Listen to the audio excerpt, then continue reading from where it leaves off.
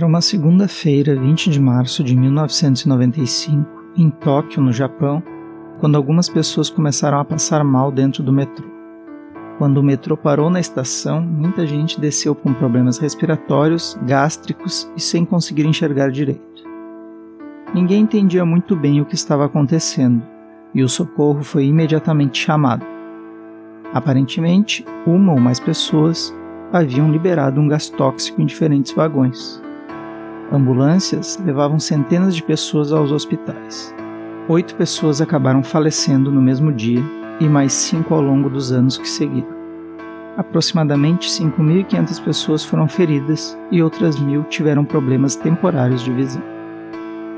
A polícia de Tóquio acreditava em ataque terrorista e algumas pessoas que participavam de uma seita religiosa acabaram sendo presas como suspeitas.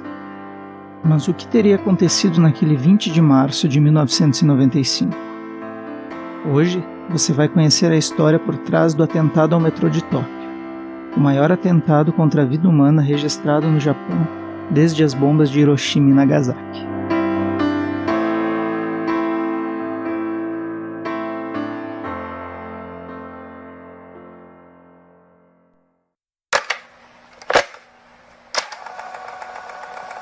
Olá, meu nome é Guilherme Galvão e esse é mais um episódio do Funil de Histórias.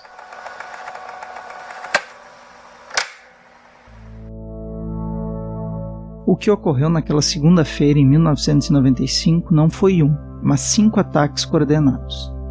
Os 5 suspeitos de terem liberado o gás desconhecido que vitimou milhares de pessoas no metrô de Tóquio eram membros de um culto ou seita chamado Aum Shinrikyo, algo que poderia ser traduzido como Verdade Suprema.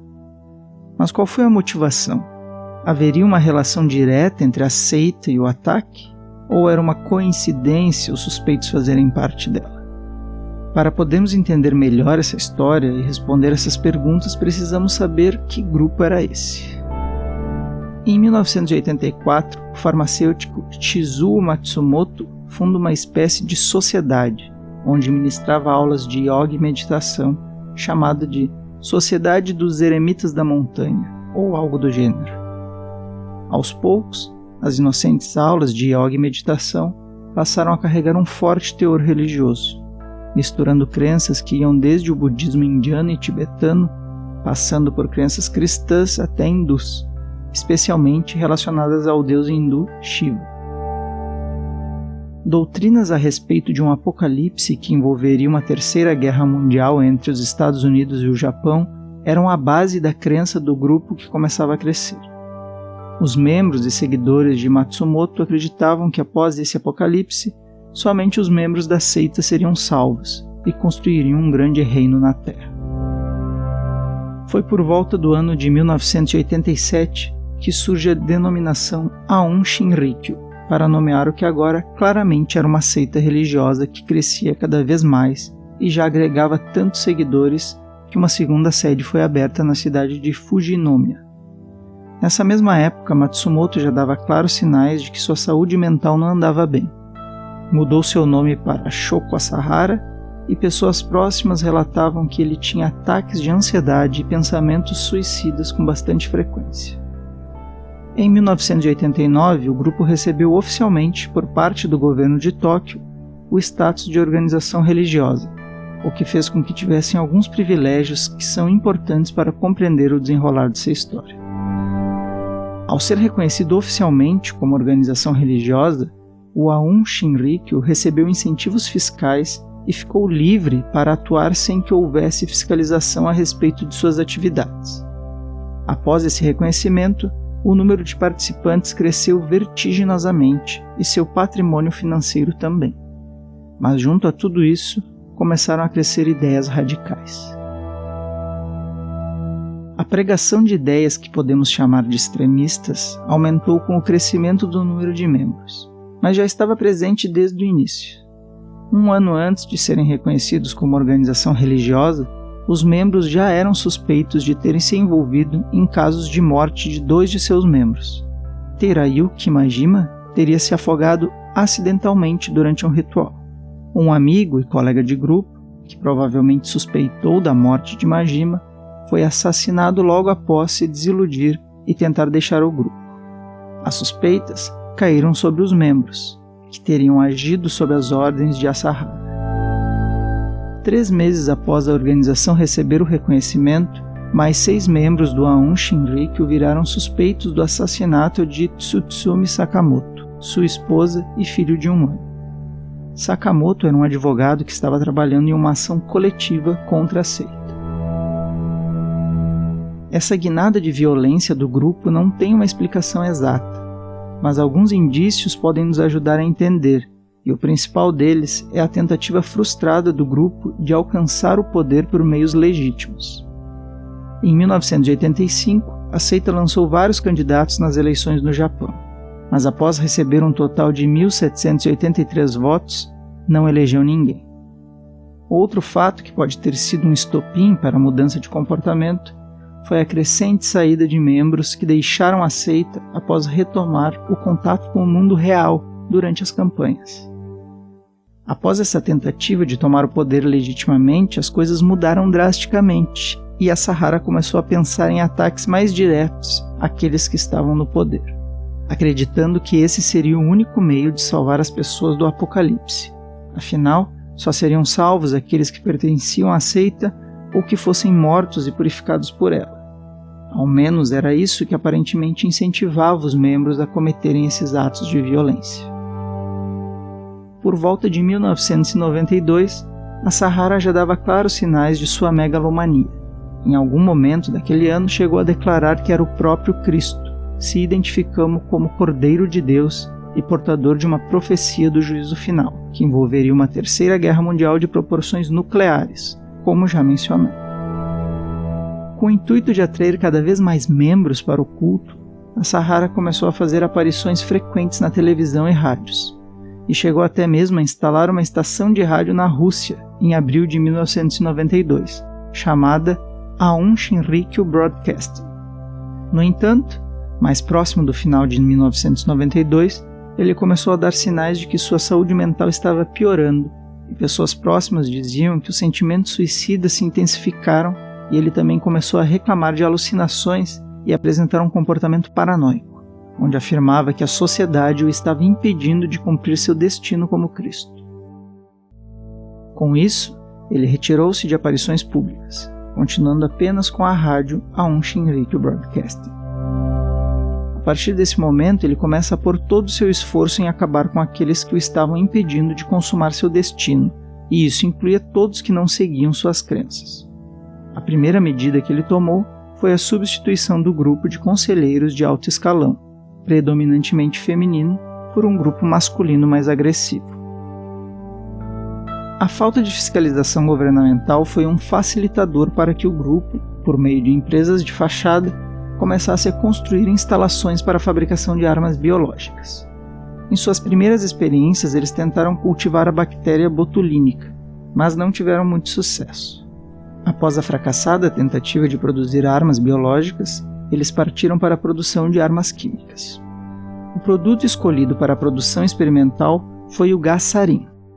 O sarin é produzido como um líquido, mas devido à sua alta volatilidade, caso não armazenado em condições apropriadas, logo vira um gás. Ele é incolor e inodoro, e por esse motivo é difícil a sua percepção no ambiente antes dos sintomas se manifestarem nas pessoas expostas a ele. O gás é extremamente tóxico e letal, dependendo da quantidade inalada. Os sintomas também podem variar de acordo com a exposição, e vão desde a coriza, sensação de aperto no peito e constrição das pupilas, até dificuldades em respirar, náuseas e problemas gastrointestinais seguidos de espasmos musculares. Após conseguirem fabricar uma pequena quantidade desse composto químico, o grupo viu nele uma potencial arma para travar sua guerra. No entanto, precisariam de um espaço maior que um pequeno laboratório para produzir a quantidade que pretendiam. Assim, Asahara ordenou a construção de uma fábrica de produtos químicos ao lado do laboratório biológico, chamada Satyan 7. Os equipamentos especializados e os produtos químicos necessários para o empreendimento foram adquiridos usando as empresas de fachada. Após a construção da fábrica para a produção de sarin, eles tentaram envenenar alguns membros de religiões rivais no Japão, mas fracassaram em suas tentativas, acabando por envenenar os membros do próprio grupo, que por sorte não sofreram consequências mais graves. Mesmo com o fracasso do ataque, os membros do A1 ficaram convencidos da eficácia do sarin e continuaram a produzi-lo. Além disso, começaram a fabricar vários outros produtos, dentre eles psicoativos como LSD, metanfetamina, mescalina e fenobarbital, que seriam usados nas atividades do culto e na lavagem cerebral de seus membros. A escalada de violência do grupo só aumentava ao longo do tempo. Em 1994, após se envolver em uma disputa judicial relacionada com propriedades da seita, a Sahara ordenou o assassinato dos juízes envolvidos no caso, pois não acreditava que eles pudessem dar uma sentença favorável ao grupo. Assim, em 27 de junho, um caminhão equipado com ventilador, aquecedor e bomba foi carregado com sarin e conduzido em direção ao prédio onde alguns juízes residiam. Aproximadamente 6 membros que haviam tomado previamente antídotos para sarin e usando máscaras de gás improvisadas, começaram a espalhar o líquido gás por volta das 22h40, pulverizando por cerca de 10 a 20 minutos. Naquela noite, 274 pessoas foram tratadas com sintomas de intoxicação por sarin. 5 residentes foram encontrados mortos em seus apartamentos e mais 2 acabaram morrendo no hospital. Uma 8ª vítima permaneceu em coma por 14 anos e morreu em 2008. As investigações sobre esse ataque foram inconclusivas, mas em setembro de 1994, 2 cartas anônimas foram enviadas aos principais meios de comunicação do Japão.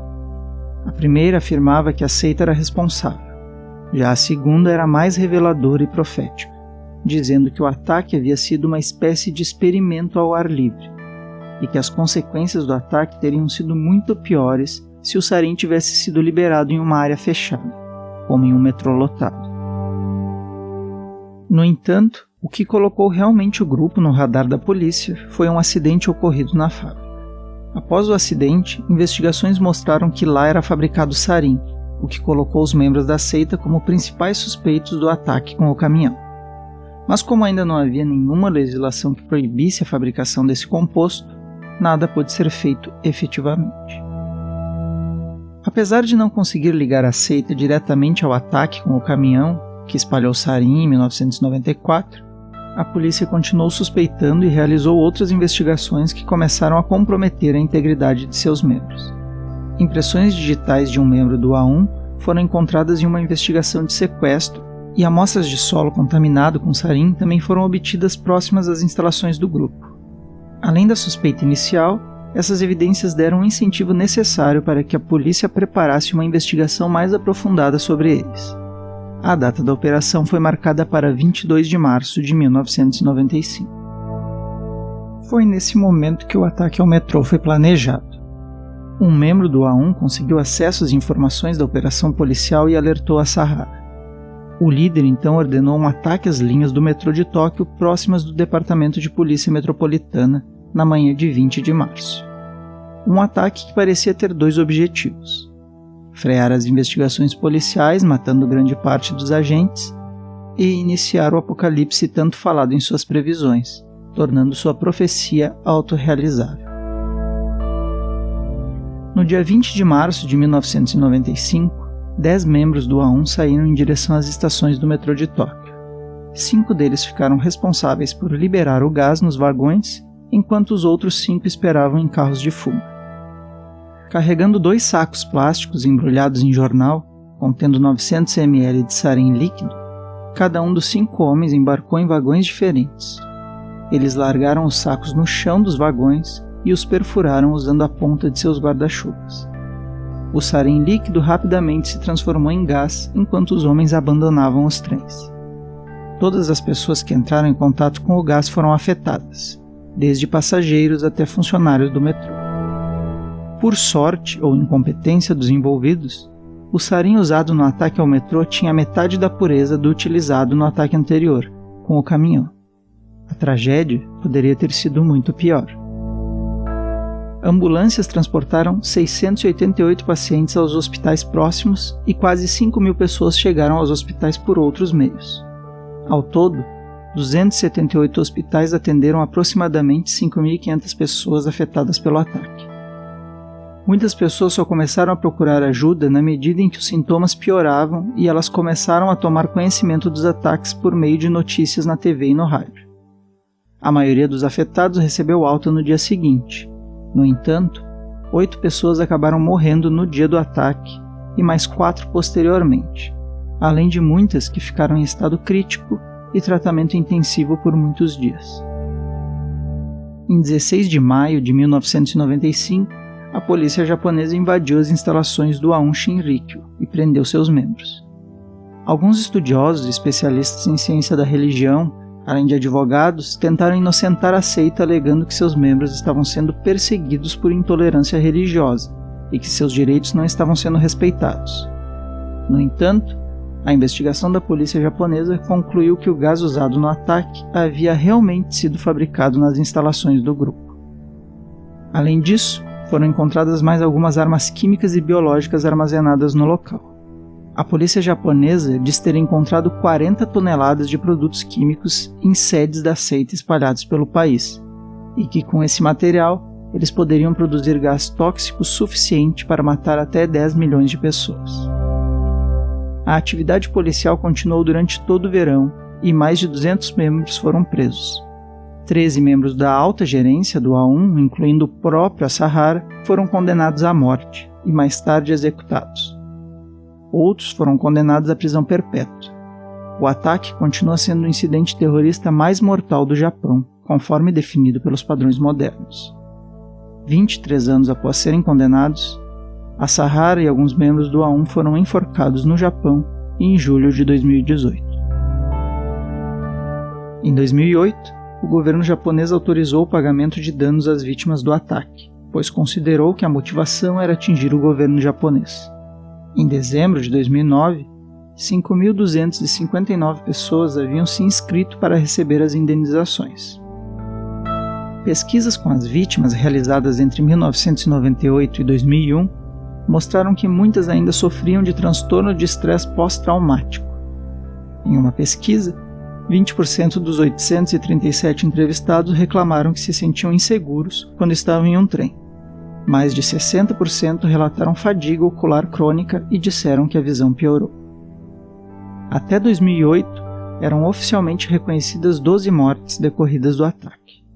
No entanto, em 2008, uma pesquisa realizada pelo Departamento de Polícia para fins de atribuição da indenização determinou que um homem, que morreu no dia seguinte ao ataque, também foi morto por inalação de sarin, aumentando assim o número de mortos oficialmente reconhecido para 13. Em 10 de março de 2020, outra vítima, que estava acamada há 25 anos desde o ataque, acabou falecendo. A causa da morte de Sachiko Asakawa, de 56 anos, foi determinada como encefalopatia hipóxica, causada por envenenamento por sarin, tornando a 14ª vítima fatal do ataque. O Aum Shinrikyo é considerado uma organização terrorista pelos Estados Unidos e outros países, mas mudou seu nome para Aleph e Hikari no Wa, no Japão. Ambas, apesar de estarem sob vigilância constante das autoridades, são consideradas religiões legais até hoje.